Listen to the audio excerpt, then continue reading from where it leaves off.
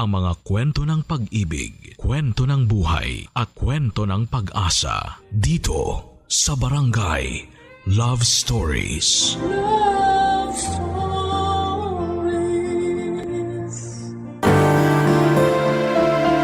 Sa mga panahong nag-aaral pa tayo, hindi talaga may iwasan ng mga it girl. Sila ang mga babaeng maganda, sikat at may kaya sa buhay. Ikaw, kabarangay, naaalala mo pa ba ang it girl ng school ninyo? Dear Papa Dudut, isang magandang araw po sa inyo at sa lahat ng mga nakikinig ng Barangay LS. Ako nga pala si Donna at masasabi kong parte na talaga ng daily routine ko ang Barangay LS at hindi ko po talaga pinapalampas sa mga stories sa programa ninyo. Lalo na kapag nagdadrive ako o kaya naman ay kapag nagpapahinga lamang sa bahay. Ngayon po ay gusto ko sanang magbahagi ng ilan sa mga naging karanasan ko sa buhay, lalo na noong mga panahon nag-aaral pa lamang ako. Bata pa lamang ako ay lumaki na ako sa isang pamilyang may kaya sa buhay. Talagang pinagsikapan nila mama at papa na mabigyan ako ng komportable at maayos na pamumuhay. Pero gaya nga ng kasabihan, you can't have it all. Dahil noong elementary pa lamang ako ay namatay si papa sa isang car accident. Sobrang sakit at lungkot po noon para sa akin at kay mama at hanggang ngayon ay hindi ko pa rin makalimutan ang mga panahong nagluluksa kami ni mama sa pagkawala ni papa. Sa kabila ng lahat ay nagpatuloy pa rin ang negosyo ng pamilya namin. At si mama ay naging isang full-time na businesswoman at single mother. Aminin ko rin po na simula nang mawala si papa, ginawa ni mama ang lahat para makabawi sa akin at mapasaya ako. Dahil doon ay lumaki akong medyo spoiled at sanay na nasusunod ang mga gusto ko. Isa sa mga hindi ko talaga makakalimutang alaala noong nag-aaral pa lamang ako ay ang nangyari isang linggo bago ang birthday ko. Walang kaabog-abog, naglakas loob talaga ako mag-request kay mama na bilhan niya ako ng bagong cellphone. Parang kampante pa nga ako noon na hindi siya tatanggi. At ayun na nga, mabuti na lamang at pumayag naman siya, Papa Dudut. Kaya feeling ko ay panalo na agad ako. Kahit na hindi ko pa birthday, Papa Dudut.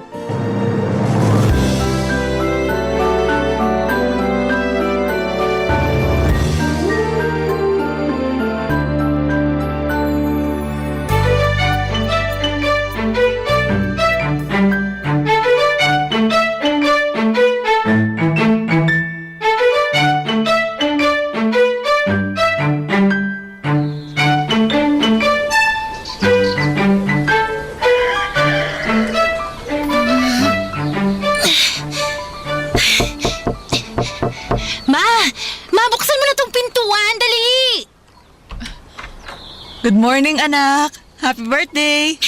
Thank you, Ma. Siguro naman hindi niyo nakalimutan yung gift ko, di ba? Ako pa ba? Halika, doon muna sa sala buksan tong regalo mo para makapag-breakfast na rin tayo pagkatapos. Alam mo, Ma, ang tagal kong hinintay tong gift mo para sa akin.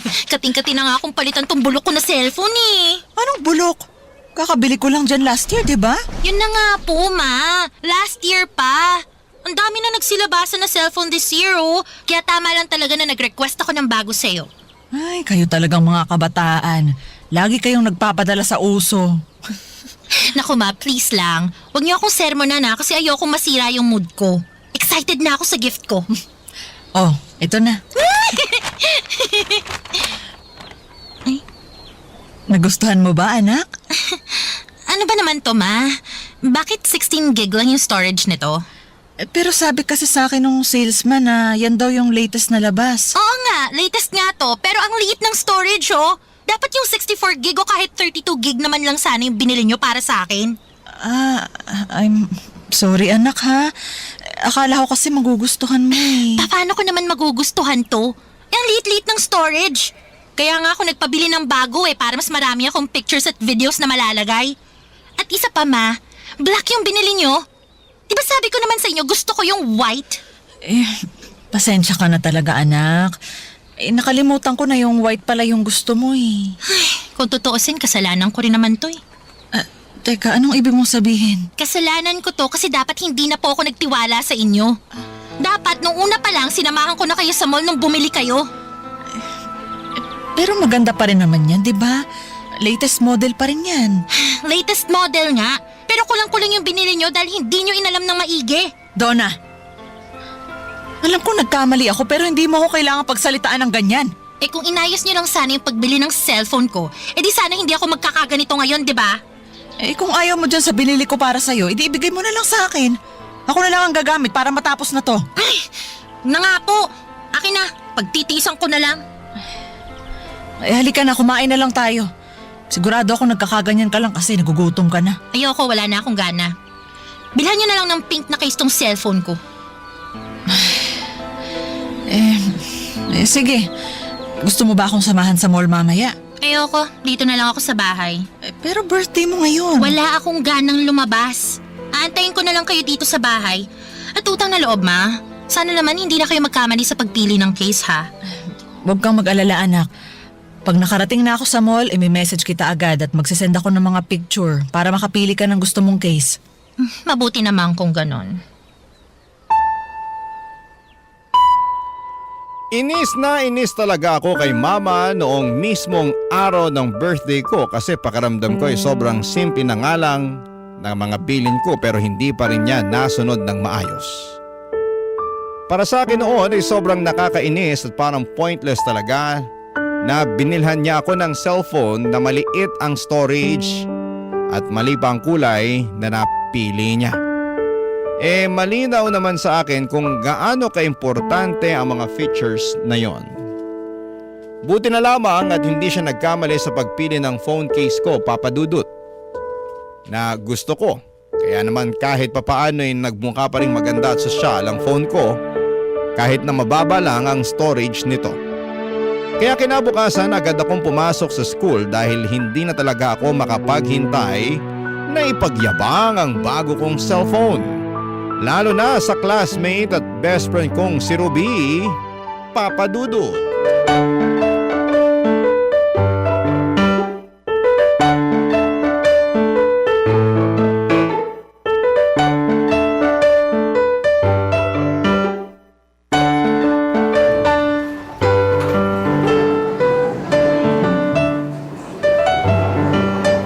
Hi, girl! Belated happy birthday. Thank you. Pasensya ka na kung hindi ako nakapag-text sa'yo ng birthday mo. Nag-out of town kasi kami ng parents ko somewhere far away. Tapos wala ding signal sa pinuntahan namin. Ano ka ba? Okay lang yun, no? So, nag-enjoy ka ba dun sa out-of-town trip niyo ng parents mo? Okay lang. Hiking trip din naman kasi yun kaya medyo nakakapagod. Tsaka feeling ko ang dami ko ng kagat ng lamok. Nakakaloka. Huwag na nga nating pag-usapan yun. Anyway, ikaw, kumusta naman yung birthday mo? Ay, sandali lang. Kukunin ko lang sa bag ko yung phone ko. Mukhang may nag-text eh. Ay, OMG! Sandali lang. Yan ba yung latest model? Tumpak. Ay, patingin nga ako! Hala, girl! Ang ganda! Grabe! At mas manipis siya dun sa older model, ha? Kaya nga pinabili ko yan kay mami kasi feeling ko parang nasistrain na yung kamay ko dun sa dati kong cellphone. Hoy, nakakaingit ka naman. Bakit? Sabi kasi ni na mommy at daddy na i-upgrade lang daw nila yung cellphone ko kapag nakapasok ako sa top 5. Nako, mukhang malabo nga na makakapag-upgrade ka. Hoy! Ang sama mo sa akin, ah. Biro lang. Hi Ruby. Hi Donna. Good morning. Oh, Jake! Naligaw ka yata. Ano naman kailangan mo? Itatanong ko lang kung may papel kayo. Naubusan kasi ako ng papel eh. Ay, wala eh. Ano akala mo sa amin? Tindahan ng school supplies? Doon ka na nga. Alam mo, girl, matagal ko nang napapansin na may gusto sa'yo si Jake, ha? Just in case hindi mo pa napapansin, palaging naghahanap ng paraan yan para makausap ka. Alam ko naman yun eh. Matagal ko na kayang napaghahalataan niyang si Jake. Kung gano'n naman pala, bakit hindi mo pa sabihin sa kanya na wala siyang chance sa'yo? Huwag mo kaya siyang bigyan ng false hopes? Kasi sinasabi ko sa'yo, ikaw din ang magsasuffer. Sige ka. Yan mo na lang. Wala namang ginagawang masama yung tao sa atin eh. At isa pa, gusto ko yung pakiramdam ng may humahabol sa akin. Ay, yung galing mo dyan. Diba? Oo. Pero girl, sinasabi ko sa'yo dapat mag-ingat ka pa rin. Kapag yon binigyan mo ng false hopes, baka mag-expect siya na may chance na maging kayo. Kadiri kayo. Huwag kang mag-alala kasi hindi mangyayari yun. Mabuti naman kung ganun. Nakita mo ba yung sapatos niya kanina? Ang dumi-dumi. Tsaka mukhang ilang years na niyang hindi pinapalitan. Ano ka ba naman, Ruby? Hinaan mo na nga yung boses mo. Baka mamaya marinig pa tayo eh. Mapa-trouble pa tayo niyan dahil dyan sa kadaldalan mo. Nako, hayaan mong marinig niya tayo. Sa totoo lang, naaasar na din ako sa lalaking yun eh. Kasi palagi siyang umiepal tuwing nag-uusap tayo. Para siyang lamok na hindi mawala-wala. Huwag na nga natin pag-usapan si Jake. Tingnan mo na lang tong bagong apps na dinownload ko sa bago kong phone. Ay, sige. Gusto ko yan.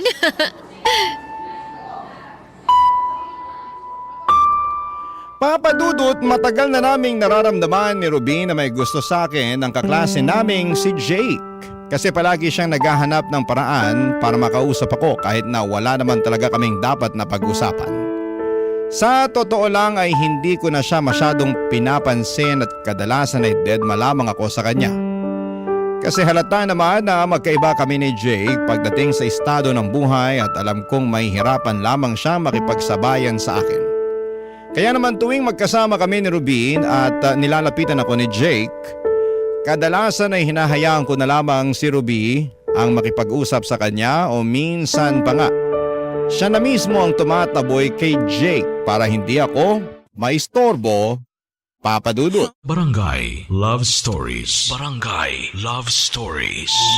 Lumipas ang ilang linggo at hanggang ngayon, naiinis pa rin ako kay Mama dahil sa pagkakamali niya. Pero dahil hindi na ako natiis ni Mama, sa wakas ay binili na niya ako ng cellphone na gusto ko. Malaki ang storage at puti pa ang kulay. Eksakto sa panlasa ko. Para makabawi sa akin ay binilhan din niya ako ng iba pang mga bagong gamit na sobrang kinatuwa ko. Tulad ng bagong tablet at laptop.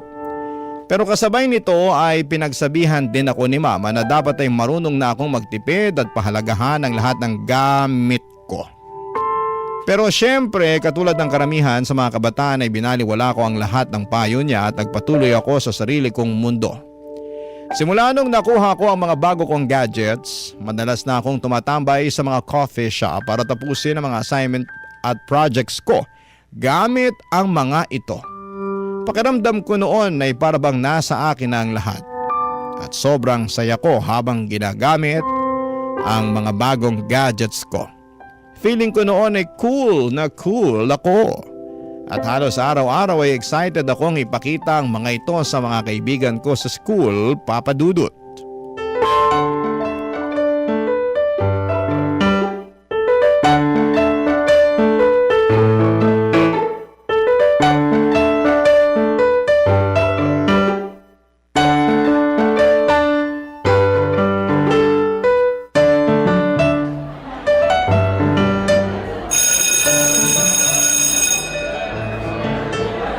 Hoy, Donna! Ano? Hindi ka pa ba lalabas ng classroom? Lunch no? Ruby, sorry ha, pero kailangan ko pa kasing tapusin yung project natin eh. Ano ka ba naman? Mamaya mo na nga tapusin yan. Gutom na ako eh. Ano ba? Alam mo, kung gusto mo, mauna ka na lang muna sa cafeteria. Susunod na lang ako. Ay nako, hihintayin na lang kita rito. Wala akong balak magmukhang loner sa cafeteria, no?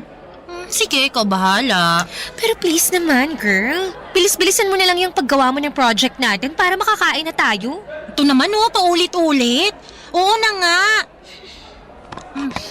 Hala! Bago ba yung laptop at tablet mo? Siyempre naman. Kaya naman pala nasa mood ka na gumawa ng project eh. Hi Ruby. Hi Donna. Oh, Jake! Ba't nandito ka pa? Hindi ka ba magla-lunch? Gusto sana kitang yayain mag-lunch kung okay lang sa'yo. Asa pa more? Pasensya ka na, Jake pero ayoko talaga eh. Ganun ba? Sige, okay lang. Sandali lang, Jake. Ano yung hawak mo? Cellphone ko, bakit? Ay, ganun ba? Akala kasi namin pangkayod ng yelo eh. Kaloka ka naman, Jake. Bakit pa kasi ang kapal ng cellphone mo? Siguro ang bigat niyan, no? OMG girl! Alam ko na kung bakit sobrang kapal ng cellphone niya. Ay, bakit? Kasi cheap na cellphone. O baka peke. Eh, paano mo naman nalalaman na peke tong cellphone ni Jake, aber? Ay naku, Donna! Expert ako sa mga gadget, no? Sa unang tingin pa lang, alam ko na kung alin yung original at alin yung peke. Ano ba problema niyo sa cellphone ko? Nakakatawag at nakakapag-text pa rin naman ako ha. May TV pa nga to eh. Confirmed! Peke nga! Alam niyo, ang sama niyo sa akin. Di porket mga may kaya kayo, lalait-laitin niyo na tong cellphone ko. Ano ka ba naman, Jake? Hindi namin nilalait yung phone mo. Ang totoo nga niyan, masaya pa nga kami ni Donna para sa'yo eh. Bakit naman? Kasi hindi nyo na kailangan bumili ng TV ng pamilya mo. Andiyan na sa cellphone mo eh. Uy, alam mo ikaw, Ruby, pasmato talaga yung bibig mo. I know, right? Huwag kayong mag-alala. Kasi simula ngayon, di ko na kayo iistorbohin. Hoy, Pikon! Bumalik ka nga rito!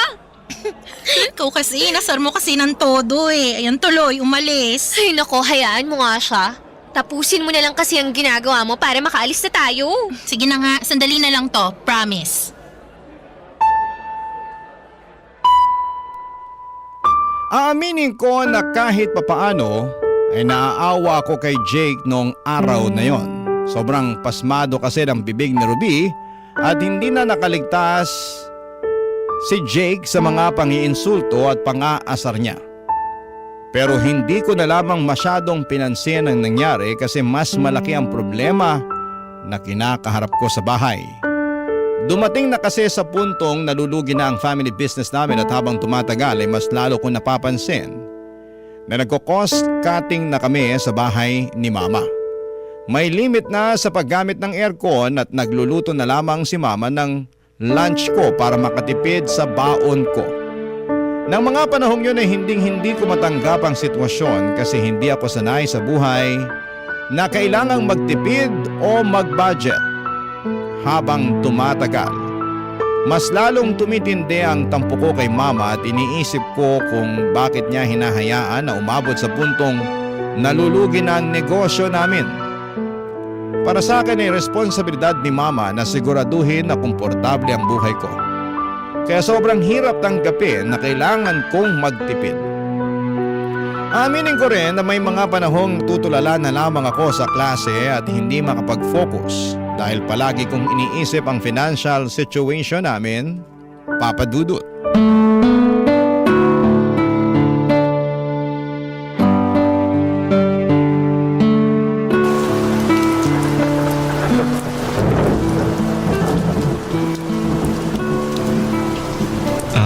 Donna? Oh, Jake, bakit mo ako kinakausap? Bakit? Bawal ba? Hindi ba nagtatampo ko sa ginawa namin sa'yo ni Ruby? Alin dun? Ilang beses nyo na kaya ako inasar? Alam mo na. Tungkol ba to sa pang-aasar nyo dun sa cellphone ko? Oo, hindi ka ba nagalit sa ginawa namin sa'yo? Hindi. Alam mo, yung kaibigan mo lang naman yung pasmado yung bibig eh. Pakiramdam ko nga kung hindi dahil kay Ruby, hindi mo naman ako aasarin eh. Ang totoo niyan, medyo naaasar din ako sa'yo. Aray, masyado ka namang prangka. Bakit naman? Eh kasi lapit ka ng lapit sa akin kahit ilang beses ko nang pinaparamdam sa'yo na hindi ako interesadong makipag-close sa'yo. Magkaaminan nga tayo, Jake. May gusto ka ba sa akin? Oo. Ang totoo niyan, matagal na kitang gusto. Wow, ang honest mo dun ah. Hindi, pero wag kang mag-alala. Kasi kung ayaw mo talaga sa akin, di ko naman ipagpipilitan yung sarili ko eh. Okay lang sa akin kung ayaw mo ako maging boyfriend. So, bakit ka nandito? Hindi as a friend. As a friend? Anong ibig mong sabihin? Kanina ka pa kasi nandito. Kanina ko pa rin napapansin na parang malungkot ka at malalim yung iniisip mo. Kaya to, nilapitan kita. Pero kung ayaw mong magkwento, di kita pipilitin ha. Pero kung gusto mo naman ng makakausap, nandito lang ako. Makikinig ako. Kasi may family problem kami. Pasensya ka na, Jake, ha? Pero hanggang doon na lang muna yung isi-share ko sa'yo. Hindi pa kasi ako komportable na pag-usapan yung family problem namin eh. Nako, kaya naman pala kanina ka pa dito nagmumuni-muni. Parang gano'n na nga. Anyway, kahit anong family problem pa yan, sigurado naman ako na mahal ka pa rin naman ng parents mo. Paano mo naman nasabi yan? Kasi palagi ko napapansin bago yung mga gamit mo eh. So, dahil lang doon? Siyempre, yung mga magulang ko nga, kahit hindi nila nabibigay sa akin lahat ng gusto ko, nakikita ko pa rin na mahal nila ako. Kaya lalo na siguro yung sa'yo, di ba? Grabe. Kahit luma na yung cellphone at sapatos na gamit mo, hindi pa rin ako makapaniwala na sobrang positive pa rin ang mindset mo. Kasi, di naman sa lahat ng oras sa pagbibigay lang ng gamit na ipapakita yung pagmamahal. Oo, siguro nga luma na tong sapatos tsaka cellphone ko. Pero pinag-aaral pa rin naman ako ng mga magulang ko sa private school. At araw-araw silang kumakayod para lang makapagtapos ako. Kaya para sa akin, sapat na yun para malaman kung mahal na mahal nila ako. Hindi ka man lang ba nagtatampo sa parents mo dahil nga hindi nila mabigay sa'yo lahat ng gusto mo? I mean, hindi mo naman hiningi sa kanila na mabuhay ka, di ba? Kaya dapat lang na ibigay nila sa'yo lahat ng gusto mo. Ang totoo niyan, sapat na sa akin yung mabigay nila yung mga pangangailangan ko. Tulad ng maayos na bahay, makakain, ganun. Alam mo, iba kasi yung kailangan sa gusto eh. Kaya kapag nabibigay nila sa akin yung gusto ko, nagpapasalamat ako. Pero kapag hindi naman, ayos lang din sa akin. Alam mo, may na-realize ako. Ano yun? Sobrang gaan mo palang kausap. Napaka-positive mong tao eh. So ngayon, nagsisisi ka na ba? Ha? Nagsisisi saan? Kasi di mo ako binigyan ng chance noon. Alam mo ikaw, ang feeling mo. Binigyan na nga kita ng compliment to, pero sana naman wag mong lubos-lubusin. Hindi, biro lang. Anyway, Jake, thank you sa time ha. Sobrang napagaan mo yung loob ko, promise. Ano ka ba? Wala yun. Andito lang ako anytime na kailangan mo ako. O sige, kita-kits na lang tayo bukas, okay? Uwi na muna ako. Sige, ingat ka. Ikaw rin.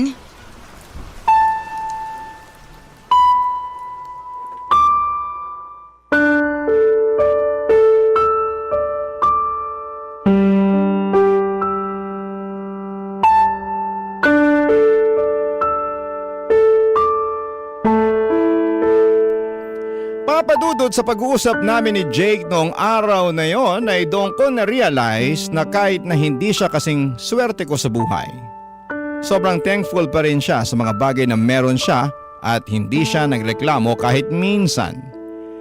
Ni minsan ay wala siyang sinabing masama tungkol sa mga magulang niya at sa time na yon ay na-realize ko rin kung gaano ako kaswerte kasi kahit wala na si Papa, na ipaparamdam pa rin sa akin ni Mama kung gaano niya ako kamahal. Kung hindi dahil kay Jake siguro, mas matagal o mas nahirapan akong makita at ma-appreciate yon. Sobrang na-appreciate ko rin si Jake kasi sa mga panahon na kailangan ko na makakausap ay siya yung nandyan para sa akin. Pinaramdam niya na totoo siyang kaibigan kahit na ilang beses kong naparamdam sa kanya noon na ayaw ko sa kanya. Kaya naman hindi nagtagal ay mas lalo ko lang siyang nagustuhan hanggang sa pumayag nga ako na ligawan ako ni Jake at tuluyan na ngang naging kami. Pero ng mga panahong yon, papadudod, wala muna akong pinagsabihan tungkol sa relasyon namin. Lalo na sa best friend ko na si Ruby kasi medyo natatakot pa ako sa magiging reaksyon niya, papadudod. Barangay Love Stories. Barangay Love Stories. Habang tumatagal ang panahon ay mas natutunan kong pahalagahan ang mga bagay na meron ako. Natuto na rin akong maging mas kontento at hindi na masyadong maluho at malaking bahagi noon ay dahil sa impluwensya ni Jake sa akin. Minsan naiisip ko kung noon pa lang ay binigyan ko na siya ng chance, siguro ay mas maaga akong natutong makontento sa buhay at mas maging masaya. Ang sarap pala ng feeling na hindi mo inaasa ang kaligayahan mo sa mga material na bagay, kaya sobra talaga akong nagpapasalamat kay Lord dahil binigay niya sa akin si Jake. Pero isang araw, noong akala ko ay tuloy-tuloy na ang kaligayahan ko, ay biglang tumaas ang blood pressure ni Mama at dumating sa puntong nahirapan na siyang makakita. At bigla na lang siyang hinimatay. Sobrang nag-worry ako ng araw na yon, kaya dali-dali ko siyang dinala sa ospital. Doon ko nalaman na sobrang taas na ng hypertension ni Mama dahil na rin sa matinding stress. Mabuti na lamang at naagapan kaagad dahil sabi ng doktor, kung napabayaan pa yon ay pwede sanang ikamatay yon ni Mama.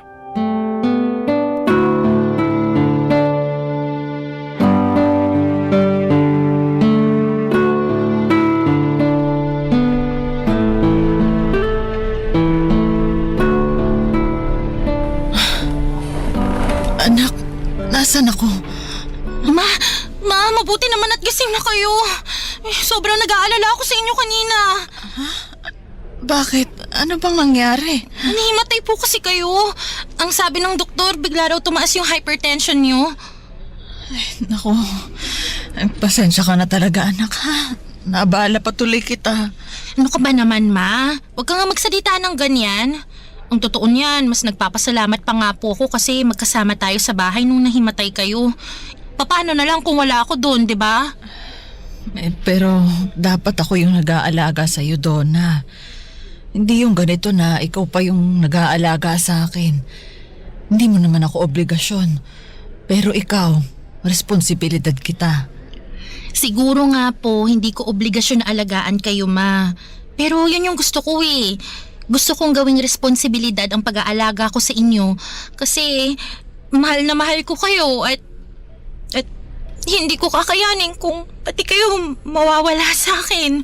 Anak, huwag kang mag-alala. Hindi ako mawawala. Ma, hindi niyo po alam kung gaano ako katakot nung bigla kayong nahimatay. May pangako niyo naman sa akin na masaalagaan niyo yung sarili niyo. I'm sorry, Donna, ha? Hindi na to mangyayari. Pasensya ka na talaga. Siguro, na-stress lang ako dahil sa negosyo natin. Gusto ko kasing ibigay sa'yo lahat ng mga pangangailangan mo. At hindi ko naman magagawa yun kung tuluyan ang mawawala ang negosyo natin. Actually, Ma, ako nga po tong dapat humingi ng tawad sa inyo eh. Oh, anong ibig mong sabihin? Kailangan ko pong humingi ng tawad sa inyo kasi po masyado po ako naging spoiled. Sa sobrang kasakiman ko po, hindi ko po na-realize na may mama pala ako na nahihirapan habang binibigay lahat ng gusto ko para lang maramdaman ko kung gaano niya ako kamahal. Anak, maniwala ka sa akin, ha? Hindi ako magsasawa na iparamdam sa'yo kung gaano kita kamahal. Alam niyo, Ma, mas pipiliin ko po na mawala na lang yung negosyo natin kaysa mawala kayo. Kasi hindi ko po mapapatawad yung sarili ko kapag may masamang nangyari sa inyo. Ang bilis ng panahon, anak. Ano pong ibig niyong sabihin, Ma? Parang kailan lang kasi.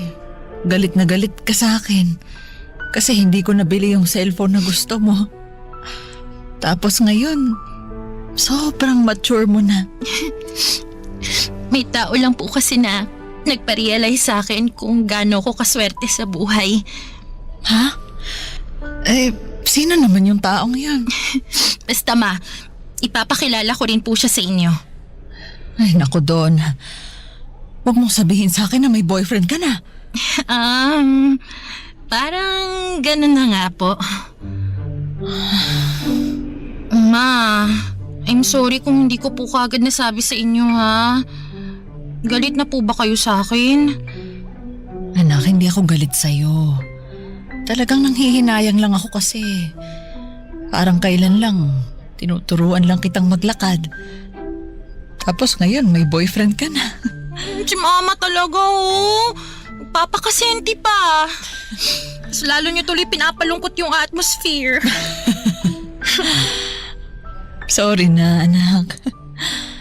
Pero, Donna, dapat makilala ko yung boyfriend mo, ha? Siyempre naman, Ma. Huwag po kayo mag-alala. Kapag nakalabas na po tayo dito sa ospital, ipapakilala ko po siya kagad sa inyo. Papa Dudut, sobrang nagpapasalamat ako dahil safe si Mama at walang malubhang nangyari sa kanya. Simula noong araw na yon ay sinisigurado ko na palaging iniinom ni Mama ang maintenance niya.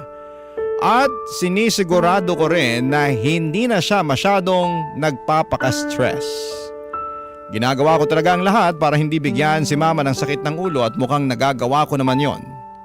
Sobrang natuwa din si Mama noong nakilala niya si Jake. At ang bilis nilang nagkamabutihan.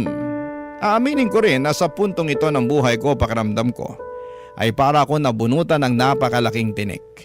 Kahit na hindi na kami ganon kayaman ni Mama dahil sa humihina naming negosyo, mas masaya na ako ngayon.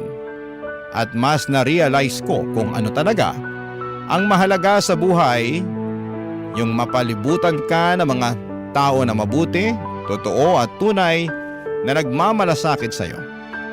Mas naramdaman ko rin na hindi nasusukat sa pera ang kaligayahan, kundi sa pagmamahalan at suporta ng mga taong nandyan para sa iyo sa kahit na anong sitwasyon ng buhay mo, Papa Dudut.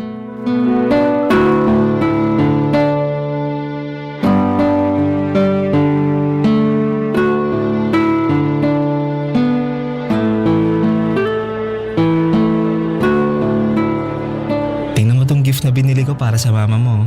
Wow! Mukhang maganda. Bakit? Ano ba yan? Yan, music box. Matagal kong pinag-ipunan yan. Sa tingin mo magugustuhan ng mama mo to? Ay, sigurado ako matutuwa si Mama dyan. Donna, Oh, Ruby! halika nga muna rito, bilis. Sandali lang, Jake, ha? Oh, bakit ba? Didiretsuhin na kita. May problema ba? Gusto mong malaman kung anong problema? Girl, nagmumukha ka ng cheap. Ha? Hindi kita maintindihan. Talaga ba? Pwes, ipapaintindi ko sa'yo. Nawala na yung class mo simula nung makipagkaibigan ka kay Jake. Kaya I suggest na layo-layuan mo na siya kung ayaw mong magmukhang poor. Hindi. Ano hindi?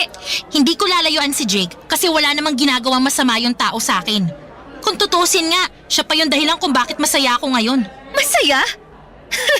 Paano ka naman pasasayahin ng pulubi na yon, ha? Hindi lahat ng bagay na dadaan sa pera, Ruby. Kahit hindi siya mayaman, napapasaya niya pa rin ako kasi siya mismo ang nagpa-realize sa akin na dapat marunong akong makontento sa kung anong meron ako. Nang dahil sa kanya, mas natuto kong wag-iasa ang kaligayahan ko sa mga luho at mas natutunan kong pahalagahan yung mga taong nagmamahal sa akin. Nasisiraan ka na nga talaga ng bait. Girl naman, huwag mo na akong pahirapan, oh. Tumistansya ka na lang kasi sa Jake na yun. Kung tutusin, mas dapat ko pang pakisamahan si Jake eh. Kasi, no offense ha, pero simula nung napalapit ako sa kanya, medyo na-realize ko na rin kung gaano kasama yung impluensya mo sa akin. Donna? Ruby, may problema ba kayo? Meron. Ikaw. Sandali lang ha. Bakit? Ano bang ginawa ko? Pwede ba? Layo-layuan mo na nga tong si Donna. Masyado nang nahahawa tong best friend ko sa kabaduyan mo eh. Kung gusto mong ipagpatuloy ang pagiging cheap mo, choice mo yon. Pero wag na wag mong idadamay tong si Donna. Ruby, tama na nga yan, please lang. Sumusobra ka na eh. Hindi mo kailangang pagsalitaan si Jake ng ganyan. So pinagtatanggol mo pa tong hampas lupang to kesa sa akin na best friend mo? Nandun lang ako sa tama. At sa ngayon, malinaw na malinaw sa akin na ikaw tong nasa mali.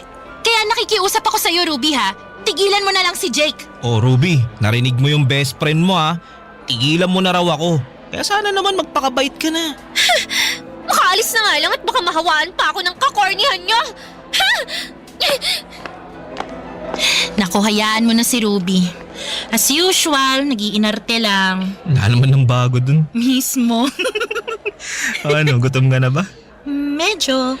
Saan mo gusto kumain? Ilibre mo na lang ako ng fishball tsaka kwek-kwek. Wow naman, parang kailan lang hindi ka kumakain ng kwek-kwek tsaka fishball ah. Oh. Tapos ngayon ikaw na tong nag-aaya kumain ng street food.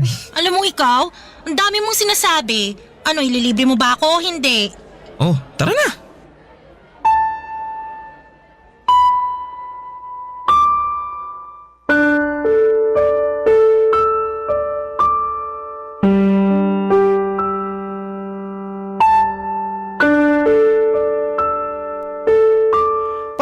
Papadudot, simula nung naging close kami ni Jake medyo nagkaroon na ng ilangan sa pagitan namin ni Ruby at nakahanap na rin siya ng bagong mga best friends. Siguro ganun talaga ang buhay, hindi lahat ng best friends natin ay mananatili sa tabi natin at normal lang na makahanap sila ng ibang makakasama. Pero masaya pa rin ako kahit papaano kasi ngayon mas napapalibutan na ako ng mga taong tunay na nagmamahal sa akin. Ilang taon na rin ang lumipas simula nang naging kami ni Jake at ngayon ay pareho na kaming may freelance na trabaho at may baby na rin kami. Tungkol naman sa negosyo, patuloy pa rin namin itong napapatakbo at magkasama naming pinagtutulungan ni Jake. Sa kabutihang palad ay masigla pa din si Mama at isa na siyang retired and proud na lola ngayon. Si Ruby naman ay hindi ko na alam kung nasaan siya ngayon at ano ang pinagkakabalahan niya. Pero sana ay maayos lang siya at nasa mabuting kalagayan. At mas naging mabuting tao na siya. Kung may natutunan man ako sa lahat ng mga karanasan ko, natutunan ko na mas importante ang palagahan ng mga tunay na nagmamahal sa atin kesa sa mga material na bagay. Dapat din tayong matutong makontento sa kung ano ang meron tayo kasi kapag hinahabol natin ang mga material na bagay, hindi tayo magiging kontento at masaya. Maraming salamat po sa pagkakataong maibahagi ang kwento ko at ang mga natutunan ko sa buhay. Ang inyong forever kapuso at kabarangay, Donna. Anong say mo sa Barangay Love Stories na ito? Pagkwentuhan natin sa comment section yan.